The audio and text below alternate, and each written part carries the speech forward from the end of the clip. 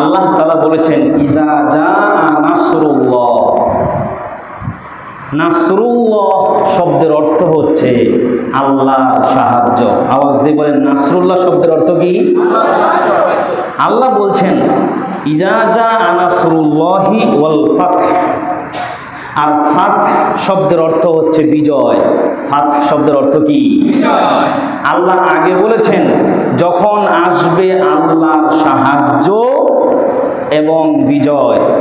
আল্লাহ কুরআনুল কারীমের মধ্যে গোটা পৃথিবীর মুমিনদেরকে এ কথার ইঙ্গিত দিয়েছেন, তুমি যত চেষ্টা করো না কেন, যত তদবির করো না কেন, যত সংগ্রাম করো না কেন, যত পদক্ষেপ গ্রহণ করো না কেন, তোমার বিজয় আসতে পারে না, তোমার কোনোদিন সফলতা আসতে পারে না।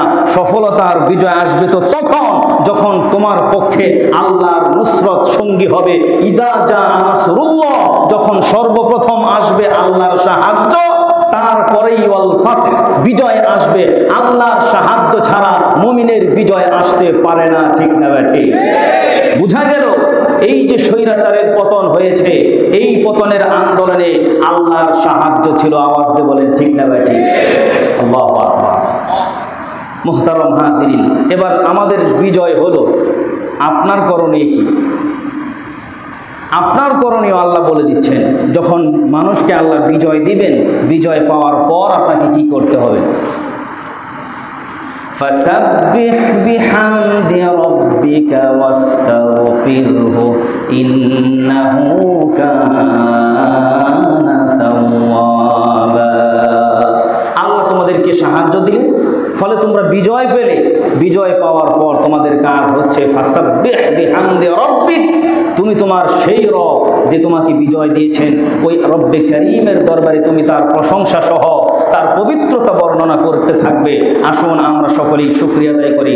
আলহামদুলিল্লাহি রাব্বিল আলামিন। যে কোনো বিজয় আসার পর পবিত্রতা ঘোষণা করব কার? শুকরিয়া আদায় করব কার? আল্লাহ তাআলা সেই শিক্ষাই দিয়েছেন। এবং এই পবিত্রতা শুকরিয়া আদায় করার পর আল্লাহ আরো বলছেন ওয়াস্তাগফির, আর তোমরা আল্লাহর কাছে ইস্তেগফার করো। আল্লাহর কাছে আমাদের তওবা করতে হবে, ইস্তেগফার করতে হবে। কেননা আমাদের জীবনেও অনেক ছোটোখাটো ভুল আছে না নাই? আছে। সেই ভুলগুলো থেকে আমাদেরকে তওবা করতে হবে। আল্লাহ তাআলা আমাদেরকে এই শিক্ষা গ্রহণ করার তৌফিক দান করুন। সকলে বলি আমিন।